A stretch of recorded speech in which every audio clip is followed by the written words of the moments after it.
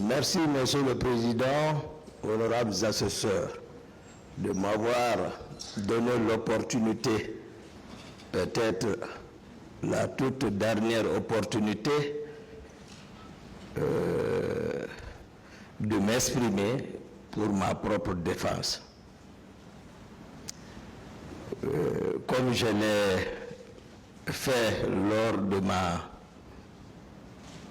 première prise de parole ici, chanter la gloire du Tout-Puissant Allah, chanter sa louange et dire qu'il n'y a de divinité que lui seul et qu'il s'appelle Allah et qu'il n'y a de force et de puissance qu'à lui seul. En disant en ces termes, Subhanallahi walhamdulillahi wa la ilaha illallah wallahu akbar wa la hawla wa la quwwata illa billahi al-aliyyil azim. Monsieur le Président, permettez-moi de dire ça que l'être humain, sous le coup de certaines illusions, croit pouvoir effacer le destin de son prochain. Or, tout ce qu'il entreprend rentre dans un ordre supérieur qu'il ne comprend jamais. Moi, Abubakar Diakité Toumba, j'ai raison de chanter la gloire de Dieu, ses louanges, ses mérites, d'avoir permis pour une première fois que notre pays puisse connaître la sincérité, la vérité dans l'histoire, en tout cas, qu'il a vécu à un moment donné. Donc je remercie Dieu et c'est en lui que je mets toute ma confiance pour qu'il tranche entre moi et ceux qui ont été la cause de ma présence ici. J'ai dit pour ça, Qul huwa rahman amanna bihi wa ilayhi tawakkalna fasata'lamuna man huwa fi dalalin mubin. C'est à lui que je mets ma confiance. Et tout ce qui arrive à l'être humain est voulu pour son bien. Je ne fais que suivre mon destin. Je ne considère personne ici comme un ennemi.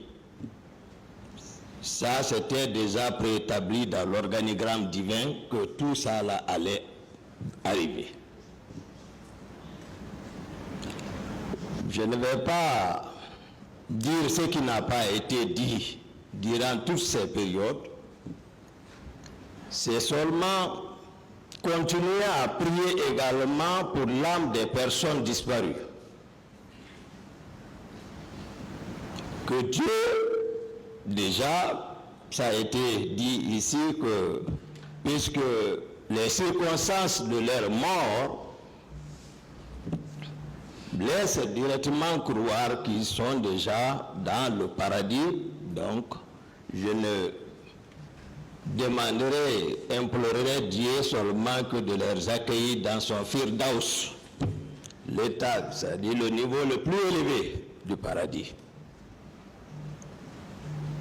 Et cette prière, j'élargis à toutes les victimes de toutes les manifestations politiques qu'a connues notre pays, jusqu'aux victimes de Kamboaro. Je voudrais que ce procès puisse servir pour nous l'armée, puisque la plupart des événements que notre pays a connus, c'est entre l'incompréhension, manque de confiance entre l'armée et les forces de sécurité du pays, et également le peuple qu'elles sont censées de protéger.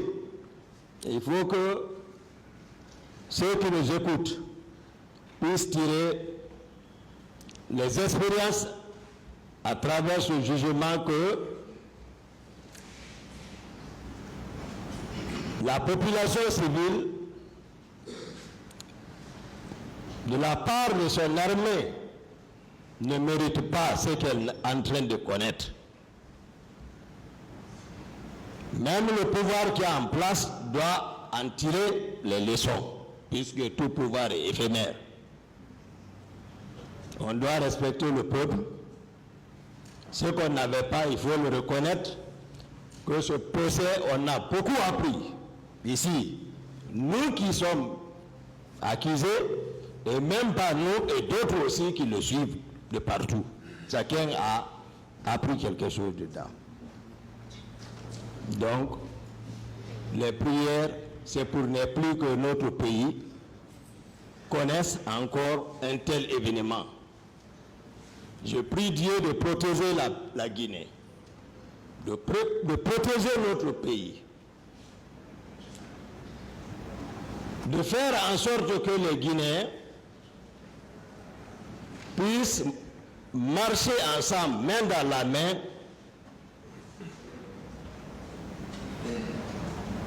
dans la paix et une Guinée réconciliée. Je vous remercie, Monsieur le Président.